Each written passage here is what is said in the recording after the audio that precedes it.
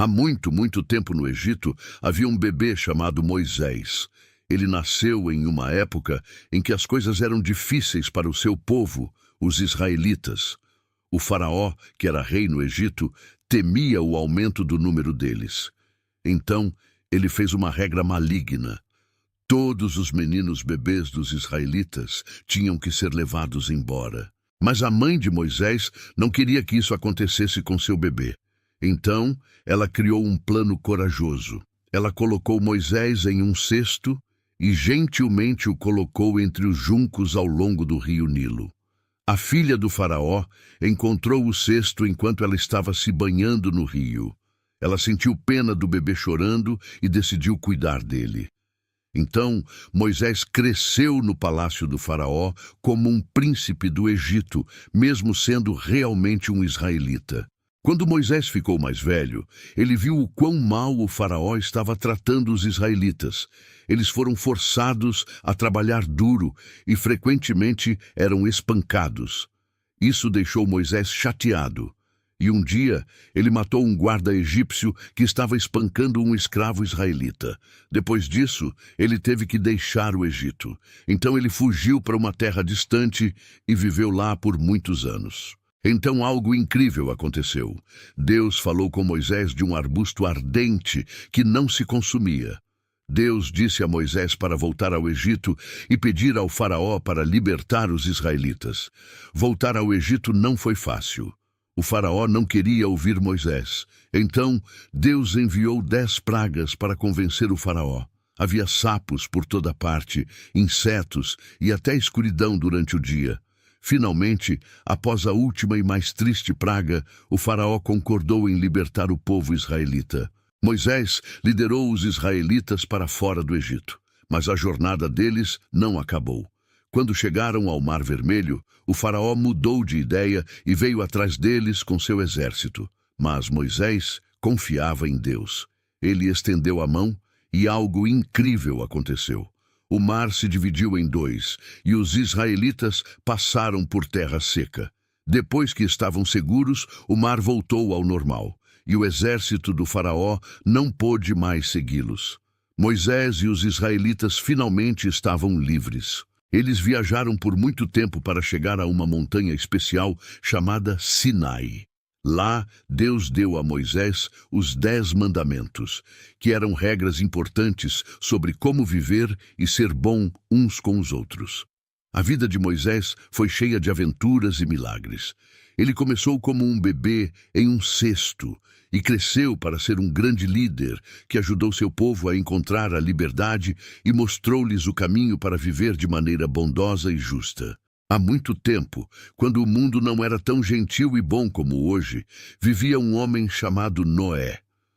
Ao contrário dos outros ao seu redor, Noé era bondoso e vivia uma vida de bondade em um mundo cheio de malícia e maldade. A terra estava cheia de pessoas egoístas e cruéis, causando dor e tristeza. Mas Noé era diferente. Ele se importava com os outros e vivia de maneira justa, destacando-se em um mundo problemático. Um dia, Noé recebeu uma mensagem especial de Deus. Entristecido com o estado da terra, Deus decidiu enviar um grande dilúvio para purificá-la. No entanto, Deus viu a bondade de Noé e quis salvá-lo, junto com sua família e as criaturas da terra. Deus instruiu Noé a construir um enorme barco, uma arca, grande o suficiente para sua família e um refúgio seguro para os animais. Apesar da descrença e do ridículo dos outros, Noé trabalhou incansavelmente construindo a enorme arca. Em um evento extraordinário, pares de cada tipo de animal começaram a chegar. Leões, elefantes, pássaros e até pequenos insetos. Eles vieram para a arca, como se fossem guiados por uma força misteriosa, prontos para serem abrigados do dilúvio iminente. Então a chuva começou. Ela passou de um chuvisco para um aguaceiro torrencial, cobrindo a terra com água. Dentro da arca, Noé, sua família e a miríade de animais flutuavam sobre as águas crescentes. A arca era um refúgio lotado e agitado, cheio dos sons dos animais. Noé e sua família assumiram a imensa tarefa de cuidar deles, garantindo que cada criatura fosse alimentada e estivesse segura durante o tempo na arca. Após semanas, Noé enviou uma pomba para procurar terra seca. Em sua primeira jornada, ela voltou com o bico vazio, mas na segunda viagem trouxe de volta um ramo de oliveira, sinalizando que a terra estava próxima e as águas estavam recuando. Eventualmente, a arca pousou no topo de uma montanha, enquanto a água lentamente diminuía. Noé abriu a arca, liberando os animais e sua família de volta ao mundo, fresco e renovado, para um novo começo. Para prometer nunca mais inundar a terra, Deus criou um arco-íris no céu. Era um símbolo vibrante de esperança, marcando um novo capítulo para Noé, sua família e todas as criaturas da terra. Há muito, muito tempo, depois que Moisés liderou os israelitas para fora do Egito, e através do Mar Vermelho, eles viajaram pelo deserto até um lugar chamado Monte Sinai. Deus os havia salvado da escravidão e agora queria dar a eles regras especiais para viver, regras que os ajudariam a ser bons uns com os outros e a se manterem próximos a Ele. Moisés subiu sozinho ao alto e rochoso Monte Sinai. A montanha estava coberta por nuvens espessas e havia trovões e relâmpagos. Era um pouco assustador, mas Moisés sabia que era importante. O próprio Deus iria falar com ele lá. Deus conversou com Moisés na montanha por 40 dias e 40 noites. Ele deu a Moisés 10 regras muito importantes, que ficaram conhecidas como os 10 mandamentos. Estas não eram apenas quaisquer regras. Eram a maneira de Deus mostrar ao povo como viver pacificamente uns com os outros e ser fiel a Ele. Quando Moisés desceu da montanha, ele trouxe consigo 2 tábuas de pedra. Os mandamentos estavam escritos nessas tábuas para que todos pudessem se lembrar deles. Os mandamentos diziam: "Não terás outros deuses diante de mim", o que significava que os israelitas deveriam adorar apenas o único e verdadeiro Deus. "Não farás para ti nenhum ídolo", o que significava que Deus não queria que o povo adorasse estátuas ou imagens como se fossem deuses. "Não tomarás o nome do Senhor teu Deus em vão", significava que eles deviam falar o nome de Deus com respeito, não descuidadamente. "Lembra-te do dia do sábado para santificá-lo". Ele queria que um dia por semana fosse dedicado ao descanso e à reflexão sobre Deus, assim como Deus descansou no 7º dia quando criou o mundo. "Honra teu pai e tua mãe". Isso significava que eles deveriam respeitar e cuidar de seus pais. "Não matarás", o que significava que a vida é preciosa e eles deviam proteger uns aos outros. "Não cometerás adultério". Deus queria que maridos e esposas fossem fiéis uns aos outros. "Não furtarás", o que significava que tomar algo que não é seu é errado. "Não darás falso testemunho contra o teu próximo". Isso significava que mentir sobre os outros é prejudicial. "Não cobiçarás", o que significa não ter inveja do que os outros têm. O povo prometeu seguir esses mandamentos e Moisés os ajudou a entender o que cada um significava. Os 10 mandamentos eram um presente para ajudar os israelitas a entender o certo e o errado. Eram regras para viver que os manteriam seguros e felizes. E assim, pessoal, terminamos a incrível história de como Moisés recebeu os 10 mandamentos no Monte Sinai. Espero que tenham se encantado e aprendido mais sobre essas regras fundamentais que continuam a orientar e inspirar nossas vidas até hoje. Era uma vez, na terra de Israel, um jovem chamado Davi. Ele era o mais novo de 8 irmãos e vivia na cidade de Belém. Davi não era um garoto comum.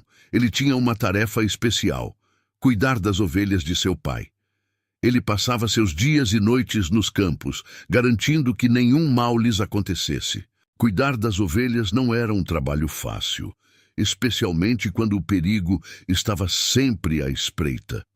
Leões e ursos frequentemente tentavam capturar as ovelhas, mas Davi era corajoso. Com apenas seu cajado e sua funda, ele lutava contra esses predadores, protegendo seu rebanho. Quando não estava com suas ovelhas, Davi adorava tocar sua harpa. Ele tocava tão lindamente que até os pássaros paravam para ouvir. Um dia, um homem sábio chamado Samuel visitou a casa de Davi. Deus havia dito a Samuel que Davi seria o futuro rei de Israel. Então, Samuel ungiu Davi, o que significa que ele escolheu Davi para um papel muito importante. Enquanto isso, em um vale não muito distante, um grande problema estava crescendo. Os israelitas e seus inimigos, os filisteus, estavam se preparando para a batalha. Os filisteus tinham um guerreiro gigante chamado Golias. Ele era mais alto que qualquer homem e mais forte que qualquer urso. Todos os dias, Golias desafiava os israelitas a enviarem um guerreiro para lutar contra ele, mas todos estavam com medo. Um dia, Davi foi levar comida para seus irmãos que estavam no exército israelita. Quando ele viu Golias, não podia acreditar que todos estavam com medo dele. Davi disse: "Eu lutarei contra Golias. Deus me protegeu de leões e ursos enquanto eu guardava minhas ovelhas.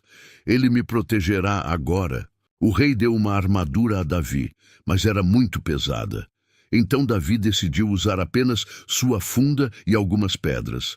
Quando Golias avançou para atacar, Davi pegou uma pedra, colocou em sua funda e a lançou com toda a sua força. A pedra voou pelo ar e acertou Golias bem na testa. Golias caiu no chão e Davi venceu. A bravura de Davi mostrou que, não importa o quão pequeno você seja, você pode superar grandes desafios com fé e coragem. E aquele jovem, Davi, se tornaria um dos maiores reis de Israel. Nas antigas terras da Mesopotâmia, havia um homem chamado Jacó. Jacó teve que deixar sua casa porque seu irmão Esaú estava muito bravo e queria matá-lo por roubar suas bênçãos. Ele fugiu para uma terra onde vivia a família de sua mãe. E lá ele conheceu Raquel, filha de Labão, perto de um poço. Jacó se apaixonou por Raquel no momento em que a viu e chorou de felicidade. Ele queria se casar com ela, tanto que prometeu ao pai de Raquel, Labão, que trabalharia para ele por 7 anos. Mas Labão era um homem astuto e tinha outros planos. O tempo passou rapidamente para Jacó, porque ele amava muito Raquel. Mas no dia do casamento, 7 anos depois, Labão enganou Jacó, dando-lhe Lia, irmã mais velha de Raquel, como esposa, em vez de Raquel. Jacó não percebeu até a manhã seguinte e ficou muito triste, mas ainda apaixonado por Raquel. Labão disse a Jacó que fez isso por causa de uma regra de que a irmã mais velha deveria se casar primeiro. Ele então disse a Jacó que ele também poderia se casar com Raquel se ele trabalhasse mais 7 anos. Jacó, ainda muito apaixonado por Raquel, concordou em trabalhar mais, mesmo que se sentisse enganado. Ele não desistiu. Trabalhou mais 7 anos para se casar com Raquel. Durante esse tempo, Labão tentou tornar as coisas ainda mais difíceis para Jacó, mudando constantemente quanto pagaria a ele, fazendo isso 10 vezes. Mesmo assim, Jacó continuou trabalhando duro. Deus viu o quão duro Jacó trabalhava e como Labão não estava sendo justo. Então Deus abençoou Jacó com uma grande família e muitos animais, tornando Jacó muito rico. Isso fez com que Labão e seus filhos ficassem com ciúmes e raiva. Jacó percebeu que era hora de partir, pois não estava seguro perto de Labão e seus filhos. Ele levou sua família e animais e partiu. Labão o perseguiu porque sentiu que Jacó havia se aproveitado dele. Mas Deus disse a Labão em um sonho para não machucar Jacó. Quando Labão finalmente alcançou Jacó, em vez de lutar, eles decidiram fazer uma promessa um ao outro para não causar danos. Eles ergueram um monte de pedras para lembrar sua promessa e chamaram-no de Mispa, concordando em permanecer em seus próprios lados dele. Labão disse adeus às suas filhas e netos. Então Jacó e sua família seguiram seu caminho. Eles nunca mais se viram. Na antiga terra de Israel vivia um homem chamado Elias. Ele vivia em uma época em que nunca chovia e tudo estava seco. Os rios secaram, as colheitas murcharam e a terra rachou sob o sol escaldante. As pessoas estavam preocupadas, mas Elias acreditava que Deus os ajudaria. Elias vivia perto de um pequeno riacho chamado Querite, porque Deus lhe disse para ir lá e se esconder do rei Acabe e sua rainha Jezabel, que levaram o povo a adorar falsos deuses. Todos os dias, corvos negros traziam pão e carne para Elias, para que ele pudesse sobreviver longe da cidade. Esta era uma maneira especial de Deus cuidar de Elias, mas logo o riacho também secou. Então Deus enviou Elias para uma cidade chamada Sarepta. Lá ele conheceu uma viúva que estava ficando sem comida. Elias lhe disse algo incrível: se ela compartilhasse sua comida com ele, Deus garantiria que sua comida não acabasse até que chovesse novamente. E foi exatamente isso que aconteceu. Seu jarro de farinha e jarro de óleo nunca acabaram. A viúva tinha um filho que ficou muito doente. Ele parou de respirar e morreu. Elias ficou muito triste e orou a Deus. E milagrosamente o menino começou a respirar novamente. A mulher ficou tão feliz e sabia que Elias estava realmente perto de Deus. Um dia, Deus disse a Elias para confrontar o rei Acabe e desafiá-lo a um teste para provar qual Deus é real. Ele foi a um lugar chamado Monte Carmelo para mostrar ao povo quem era o verdadeiro Deus. Ele desafiou os profetas de um falso Deus, Baal. Ambos sacrificariam um touro em um altar, mas eles não acenderiam o fogo eles mesmos. Em vez disso, eles pediriam a seus deuses para fazer isso. Os profetas de Baal tentaram o dia todo, mas nada aconteceu. Então foi a vez de Elias. Ele reparou o altar de Deus que havia sido quebrado, colocou seu sacrifício sobre ele e até derramou água sobre ele. Ele orou e, de repente, o fogo desceu do céu e queimou seu sacrifício. Todos ficaram maravilhados e perceberam que o Deus de Elias era o verdadeiro Deus. Depois disso, Elias orou por chuva no topo do Monte Carmelo. Uma pequena nuvem cresceu cada vez mais, então começou a chover. Todos ficaram tão aliviados e felizes. Depois que Elias fez chover, a rainha Jezabel ficou muito zangada.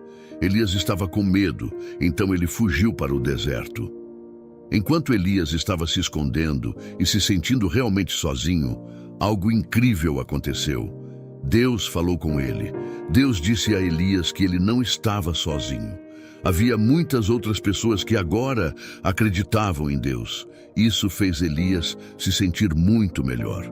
Deus também lhe disse sobre novas coisas a fazer e sobre um homem chamado Eliseu, que iria ajudá-lo e um dia seria seu sucessor.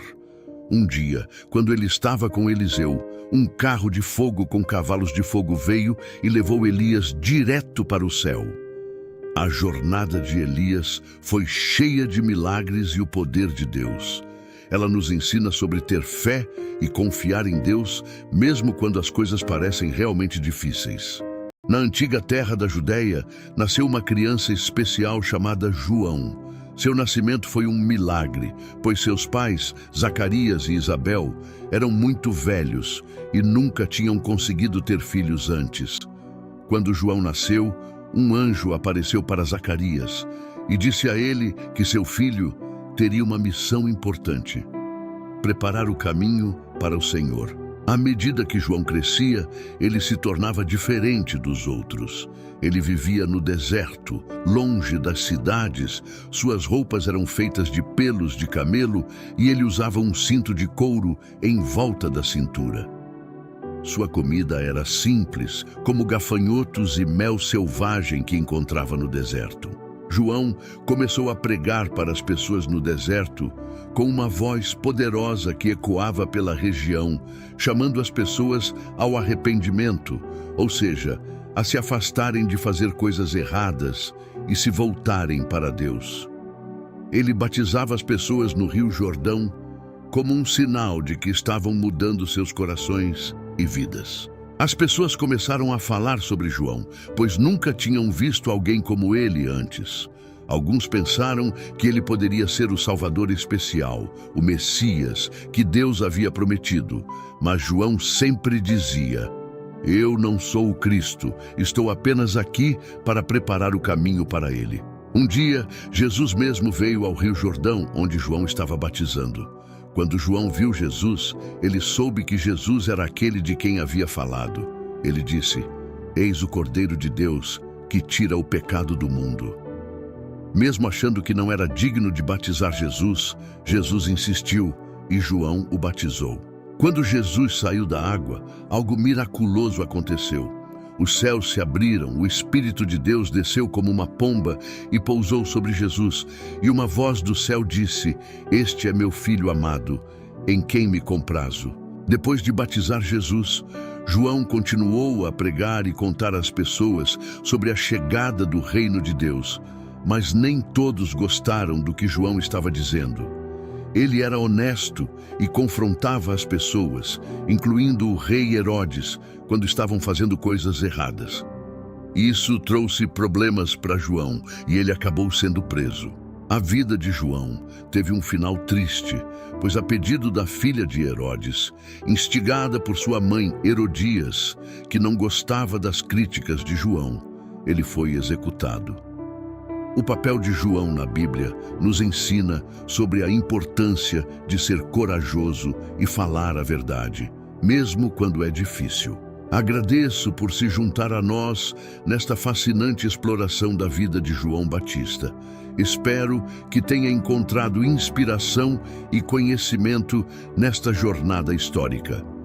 Se você apreciou o vídeo, não se esqueça de deixar seu like, compartilhar com amigos e familiares e, claro, se inscrever no canal para mais conteúdos enriquecedores. Sua participação é fundamental para continuarmos compartilhando histórias significativas como esta. Até a próxima viagem no tempo bíblico. Fiquem bem e que a luz de João Batista continue iluminando os corações. Até breve.